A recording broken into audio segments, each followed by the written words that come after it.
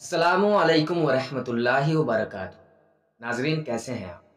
उम्मीद करता हूँ कि आप सब खैरियत से होंगे और जहाँ भी होंगे खुश होंगे। नाजरीन, फरिश्ते अल्लाह ताला की नूरानी मखलूक हैं, जिन्हें उनकी असली शक्ल व सूरत में देखना अंबिया कराम अलैहिस्सलातु वस्सलाम के अलावा किसी और के लिए मुमकिन नहीं है। यही वजह है कि हमारे इर्द गिर्द लातादाद फरिश्ते अपने कामों में मसरूफ हैं, मगर हमें वो दिखाई नहीं देते। अगर वो इंसानी शक्ल इख्तियार करके हमारे सामने आए तो फिर उन्हें देखना मुमकिन हो जाता है। इंसान की निस्बत फरिश्ते अजीम मखलूक हैं और उनमें भी छोटे हैं और बाज बड़े हैं। फरिश्तों में बाज के दो दो पर हैं और बाज के 600 पर हैं। कुरान करीम में इरशाद पाक है कि अल्लाह ताला ही के लिए तमाम तारीफ है, जो आसमान और ज़मीन का पैदा करने वाला है और दो दो, तीन तीन, चार चार परों वाले फरिश्तों का अपना कासिद यानी कि पैगंबर बनाने वाला है। बाज़ रिवायात के मुताबिक जिब्राइल अमीन अलैहिस्सलाम के 600 पर देखे गए हैं और हर पर ने आसमान को घेर रखा था। उनके परों से मुख्तलिफ रंग और कीमती मोती बिखर रहे थे। वो फरिश्ते जिन्होंने अर्श उठा रखा है, उनके कद व कामत के बारे में सैयदुना अनस रज़ियल्लाहु ताला अन्हु से रिवायत है कि हुजूर नबी करीम सल्लल्लाहु अलैहि वसल्लम ने इरशाद फरमाया, अर्श को उठाने वाले फरिश्तों में से एक फरिश्ते के बारे में मुझे ये बताने की इजाज़त दी गई है, जिसके पांव सबसे निचली 7वीं ज़मीन में है और उनके कंधों पर अर्श है। उसके दोनों कानों और कंधों के दरमियान इतनी दूरी है कि उसे तय करने के लिए परिंदे को 700 साल की परवास चाहिए।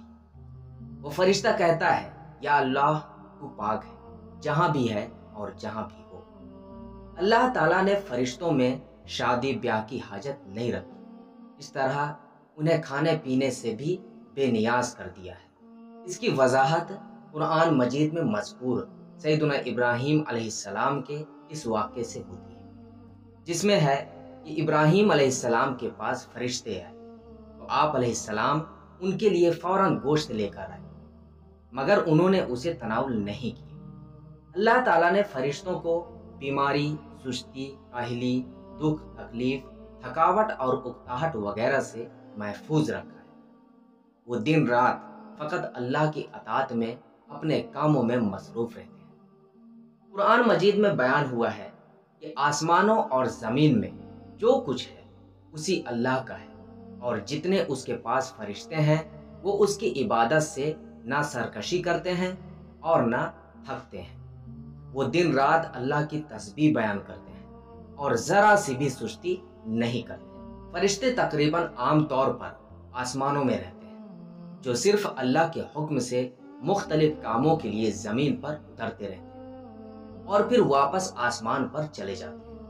कुरान मजीद में एक और मकाम पर खुद फरिश्तों की ये बात मज़कूर है, हम तेरे रब के हुक्म के बगैर नहीं उतरते। फरिश्तों की तादाद कितनी है इसके बारे में कोई तफसील नहीं मिलती, क्योंकि अल्लाह ताला का फरमान है, तेरे रब के लश्करों को उसके सिवा और कोई नहीं जानता। बाज़ अहादीस से मालूम होता है कि फरिश्तों की तादाद बहुत ज़्यादा है, बल्कि अंदाज़ा होता है कि इंसानों और जिन्नों से भी उनकी तादाद ज़्यादा है।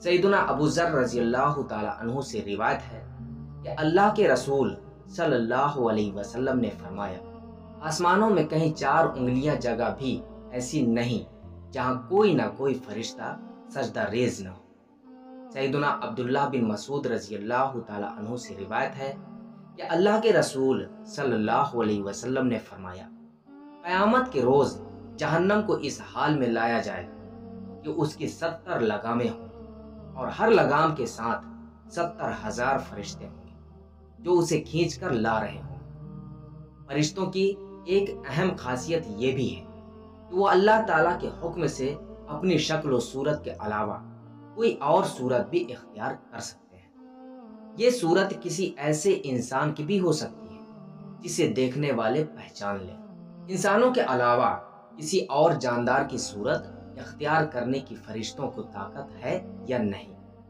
اس کے بارے میں قرآن و سنت میں کوئی صراحت یا ذکر نہیں ملتا، البتہ ان کی انسانی شکل اختیار کرنے کے واقعات ضرور ملتے ہیں، جن سے یہ اندازہ ہوتا ہے کہ فرشتے اللہ تعالیٰ کے حکم سے دیگر شکلیں بھی اختیار کر سکتے ہیں۔ سیدنا ابراہیم علیہ السلام کے پاس فرشتے انسانی شکل میں آئے اور ابراہیم علیہ السلام ان فرشتوں کو پہچان نہ پائے۔ پھر فرشتوں کے بتانے پر آپ علیہ السلام کو معلوم ہوا یہ انسان نہیں ہے بلکہ فرشتے ہیں۔ سیدہ مریم علیہ السلام کے پاس جبرائیل امین علیہ السلام انسانی شکل میں تشریف لائے تھے، اور جبرائیل امین علیہ السلام سوائے 2 مرتبہ کے ہر مرتبہ نبی کریم صلی اللہ علیہ وسلم کے پاس انسانی شکل میں تشریف لائے تھے۔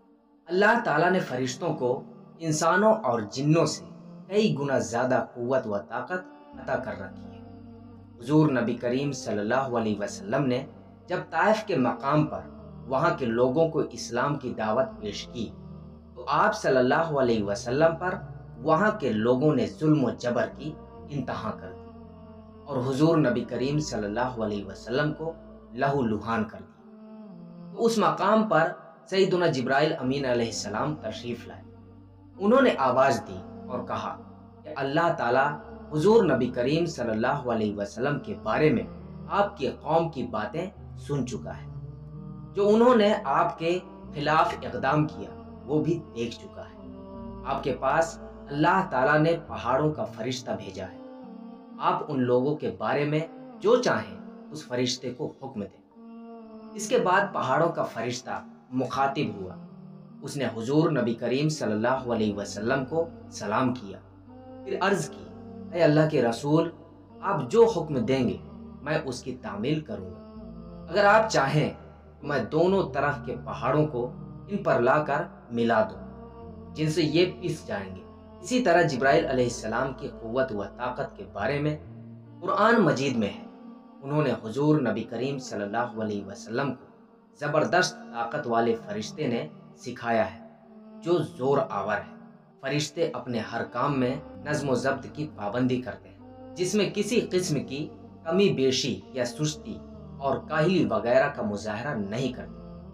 جن فرشتوں کی جب اور جہاں ڈیوٹی شروع ہوتی ہے وہ اس وقت وہاں پہنچ جاتے ہیں اور اسے احسن طریقے سے سر انجام دیتے ہیں۔